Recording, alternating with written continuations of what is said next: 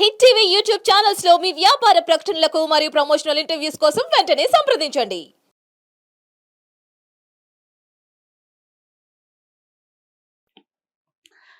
సౌనక భీష్ముడు, భీష్మాచార్యులు, దాల్భ్య మహర్షి, అదేవిధంగా రుక్మాంగదుడు, మోహిని రుక్మాంగద, ఏకాదశి వ్రతం వచ్చిన అద్భుతమైనటువంటి కథ అది. అర్జునుడు సాక్షాత్తు భగవానుడికి చెల్లెల భర్త, భగవద్గీత ఉపదేశాన్ని పొందినటువంటి అర్హత కలిగిన ఏకైక వ్యక్తి, మహా మహా యోగీశ్వరుడి కింద లెక్క అర్జునుడు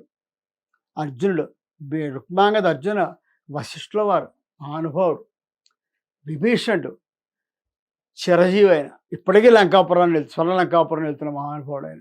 వీళ్ళందరూ కూడా ఈ 14 మంది పరమ భాగవతోత్తములు. అందుకే వీళ్ళు స్మరించాలి. ఉదయం లేవగానే, నిద్ర లేవగానే మనం చెప్పుకునేటువంటి ఆ భగవద్భక్తి శ్లోకాలతో పాటు ఇది కూడా చదవాలి. ప్రహ్లాద, నారద, పరాశర, పుండరీక, వ్యాస, అంబరీష, సుఖ, సౌనక, భీష్మదాల్భ్యాం, రుక్మాంగద, అర్జున, వశిష్ఠ, విభీషణాన్ని పుణ్యాని మాం పరమ భాగవతాం స్మరామి.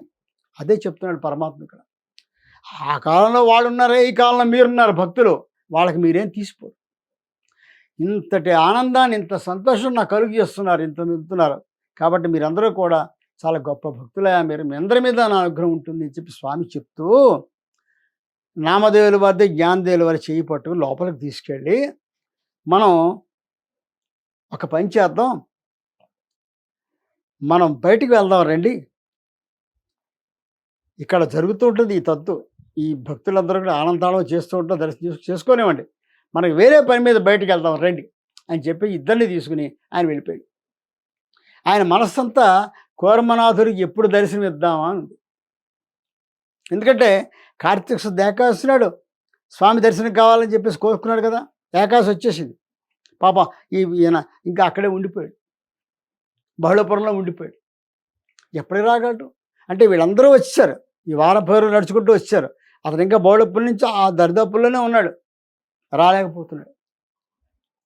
కాబట్టి భక్తుడు తన దగ్గర రాలేనప్పుడు భగవంతుడే భక్తుడి దగ్గరికి వెళ్తాడు, ఇందులో సందేహం లేదు. మనం గత భాగంలో చూసాం, నాగనాథులో ఉండేటువంటి పరమశివుడు శివాలయంతో సహా తూర్పు నుంచి పశ్చిమ మారి తిరిగిపోవడం చూసాం. భక్తుడికి అభిముఖంగా భగవంతుడు తిరిగాడు. ఇది వింతల్లో గల వింత, విశేషాల్లో గల విశేషం. అంటే భగవంతుడి కోసం భక్తుడు అతి తీవ్ర స్థాయిలో వెళ్ళాలనేటువంటి సంకల్పం ఉన్నా వెళ్ళలేని పరిస్థితిలో భగవంతుడే భక్తుడి కోసం దిగి వస్తాడు. ఇది సత్యం పునఃసత్యం. ప్రహ్లాదుడి కోసం సాక్షాత్ స్తంభంలో వచ్చాడు కదా భగవంతుడు, అవతారాన్ని ఎత్తాడు ప్రహ్లాదుని రక్షించడం కోసం. ధ్రువుడి కోసం దిగి రాలేదా? ఇదే విధంగా అందరికీ కూడా ఈ విధంగా, అదేవిధంగా కూర్మదాసుని కూడా ఉద్ధరించాలి, సాక్షాత్కరించి ఉద్ధరించాలి అనేటువంటి ఉద్దేశంతో ఈయన చక్కగా వాళ్ళిద్దరిని తీసుకుని దాంట్లో పెట్టి వెళ్తున్నాడు. అలా వెళ్ళి అక్కడ పెండి అనేటువంటి ఒక గ్రామానికి వచ్చాడు. పెండి ఆ గ్రామం పేరు.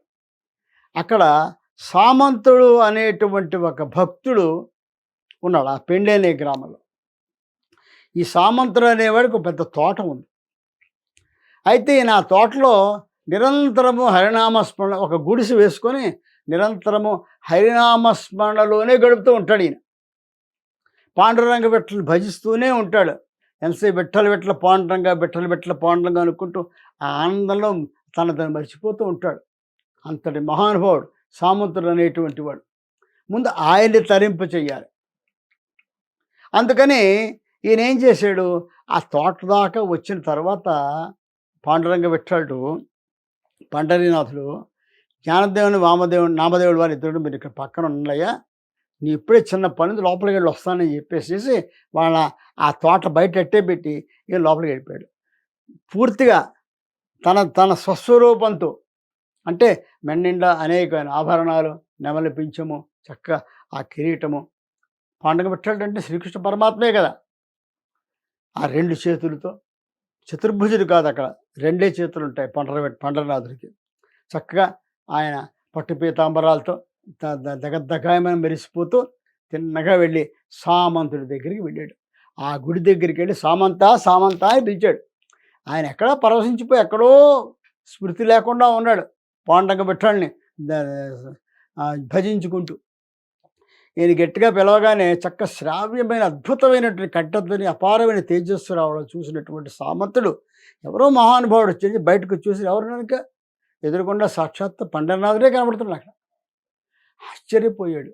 స్వామి నా కోసం దూరం వచ్చావా అని కళ్ళమ్మ నీళ్లు పెట్టి ఏడ్చేస్తూ ఆయన కాళ్ళ మీద పడి సాష్టాంగ నమస్కారం చేశాడు. స్వామి పాదాల మీద పడి.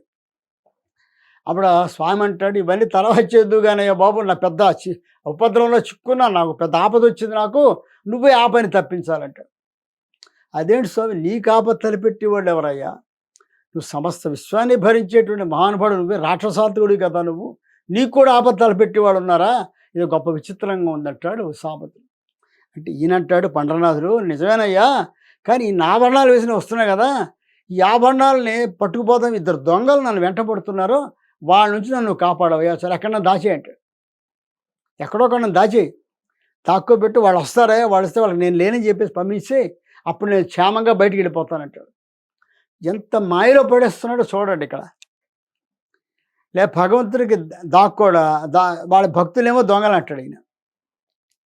స్వస్వరూపంలో ఇచ్చి నన్ను దాచి ఎక్కడో అక్కడ వాళ్ళు నన్ను దొంగతనం చేయడానికి వస్తున్నారు, నన్ను ఏమైనా చేస్తారని భయపడిపోతున్నట్టుగా నటించేస్తున్నాడు.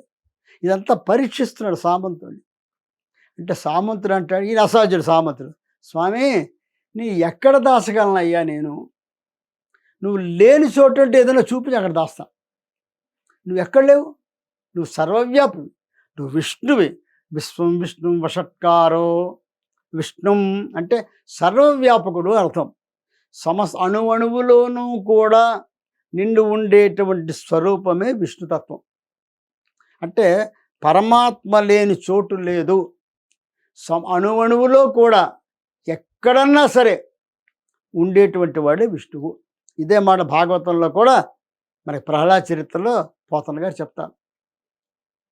అంటాడు, ఎక్కడున్నాడు రా అని. హరంటే ఎక్కడ లేడో చెప్పు అంటాడు ప్రహ్లాదుడు. ఇందుగలడందు లేడని సందేహం వలడు చక్రి సర్వోపగతుండు, ఎందెందు వెతకి చూచిన అందందే కలడు దానవాగ్రని వింటే అంటాడు. ఎక్కడున్నాడు, ఎక్కడ లేడు, ఎక్కడన్నా ఉన్నాడు. ఇందుగలడందు లేడని ఇక్కడ ఉన్నాడు, ఇక్కడ లేడని చెప్పడానికి ఏమీ లేదు. ప్రతి చోట ఉన్నాడు, ప్రతి అణువులో ఉన్నాడు, ప్రతి వస్తువులో ఉన్నాడు, జీవ నిర్జీవాల్లో అన్నింటిలోనూ ఉన్నాడు. లేని చోటు అంటూ లేదు. నువ్వు వెతుక్కోవాలంతే అన్నాడు. అంటే వెతుక్కోవడం అంటే మామూలుగా రాత్రి వెతుక్కోవడం కాదు, భక్తితో వెతుక్కోవాలి. సంపూర్ణంగా శరణాగతి చేసి వెతుక్కోవాలి. వెతుక్కుంటే కనబడతాయి, ఎక్కడో సరే కనబడతాయి అని. అంటే అప్పుడు ఈ స్తంభంలో ఉన్నాడంట. అప్పుడు భగవంతుడు భయపడతాడు. వీడేమో స్తంభంలో అసలు ఎక్కడంటాడో, వాడు ఎక్కడ అడుగుతాడు, ఎక్కడ ఈయన చూపించమంటాడు. తీరా అక్కడ చూపించకపోతే తన విష్ణు తత్వానికి, తన మీద ఉన్నటువంటి భక్తి తత్వానికి కూడా చెడ్డ పేరు వస్తుంది. విష్ణుతత్వం అంటే అన్నింటి ఆవరించి ఉండడం. తన భక్తితత్వం, తన యొక్క శపథం ఏంటి, తన లక్షణం ఏంటి, ఆర్తుల్ని రక్షించడం. ఈ రెండింటికి ఉరికి తేడా. ఇప్పుడు అక్కడ కనబడలేకుండా ఊరికారని విష్ణు అక్కడ లేడు పొమ్మంటాడు. అసలు విష్ణు శబ్దానికి అర్థం మారిపోతుంది. అందుకని ఆయన భయపడిపోయి మొత్తం ఉన్నటువంటి సమస్తమైనటువంటి అణువుల్లో కూడా నరసింహాకృతి దాల్చిన అచ్యుతుడు ఉద్దండ ప్రతాపంబుతో అంటాడు. హరి సర్వాకృతులను కలండనుచు ప్రహ్లాదుండు భాషింప సత్వరమే లేడంచు సుతున్ దైత్యుండు తర్జింప శ్రీ నరసింహాకృతి దాల్చిన అచ్యుతుడు నానా జంగమ స్థావరాత్మక అన్నింటిలో కూడా ఉద్దండ ప్రతాపంబుతో అంటాడు. అంటే ఎక్కడ వీడు అడుగుతాడు, ఎక్కడ చూపించాలని భయపడిపోయి భగవంతుడు ఉన్నటువంటి స్థావరములు జంగములు. స్థావరములు అంటే స్థిరంగా ఉండేవి, జంగమములు అంటే కదిలేవి, డైనమిక్స్ అండ్ కైనటిక్స్.